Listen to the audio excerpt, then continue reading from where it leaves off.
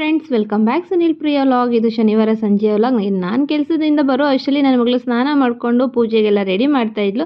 ಇನ್ನು ನಮ್ಮಮ್ಮನೂ ಕೂಡ ಮನೆಗೆ ಬಂದಿದ್ರು. ಏನಿವತ್ತು ವಿಶೇಷ, ನಮ್ಮಮ್ಮ ಹೇಳ್ದೆ ಕೇಳ್ದೆ ಬಂದ್ಬಿಟ್ಟಿದ್ದಾರಲ್ಲ ಅಂತ ಅಂದ್ಕೊಂಡೆ.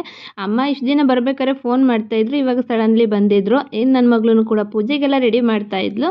ಇನ್ನು ಅಮ್ಮ ಅಡುಗೆ ಮಾಡ್ತಾಯಿತ್ತು. ಇವಾಗ ಗಂಡೆತ್ತವರು ಊರೆಲ್ಲ ಹುಡುಕ್ತಿದ್ರಂತೆ ಹೆಣ್ಣು ಹುಡ್ಕಕ್ಕೆ. ಆದರೆ ನಮಗೆ ಹೆಣ್ಮಕ್ಳು ಹುಟ್ಟಿರೋದ್ರಿಂದ ಗಂಡೆ ನಮ್ಮ ಮನೆಗೆ ಹುಡ್ಕೊಂಬರುತ್ತೆ ಅನ್ನೋ ಖುಷಿ ನಮಗೆ.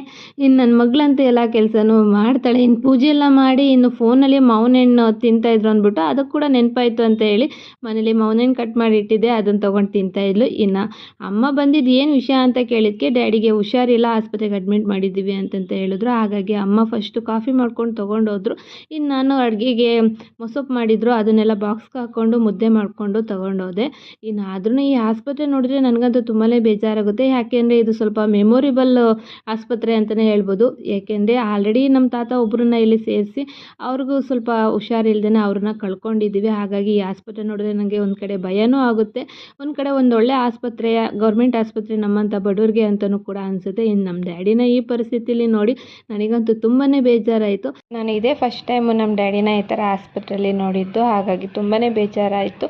ಇನ್ನು ಮಕ್ಳಿಗೆ ಏನಾರು ಆದರೆ ಅಪ್ಪ ಅಮ್ಮಂಗೆ ತಡ್ಕೊಳಕ್ಕಾಗಲ್ಲ, ಇನ್ನು ಅಪ್ಪ ಅಮ್ಮಂಗೆ ಏನಾರು ಆದರೆ ಮಕ್ಳಿಗೆ ತಡ್ಕೊಳಕ್ಕಾಗಲ್ಲ. ನಿಜ ಅಂತ ಅನ್ಸರೆ ಕಮೆಂಟ್ ಮಾಡಿ.